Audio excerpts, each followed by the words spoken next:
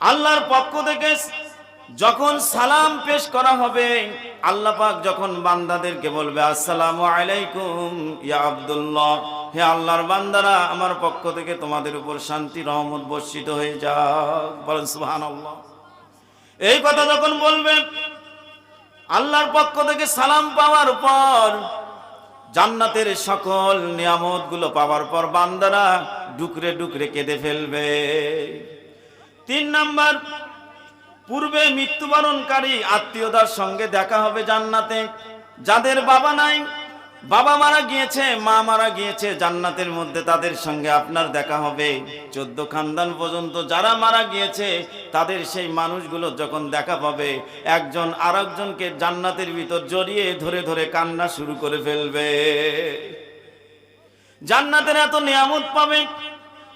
এরপরে জান্নাতের দুঃখ কষ্ট শোক যখন থাকবে না।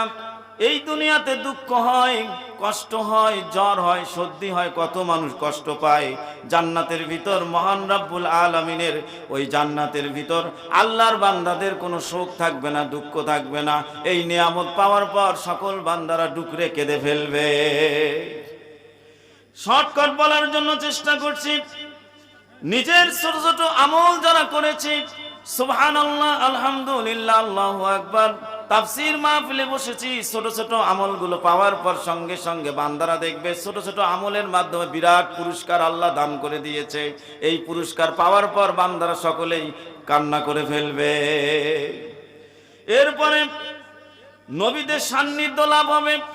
মুহাম্মাদুর রাসূলুল্লাহর যারা অনুগত্য করেছ, সকল সমস্ত সলিহিন যারা রয়েছে, যারা মুত্তাকি রয়েছে, যারা নবী এবং রাসূল রয়েছে, তাদের সান্নিধ্য জান্নাতের মধ্যে লাভ হবে।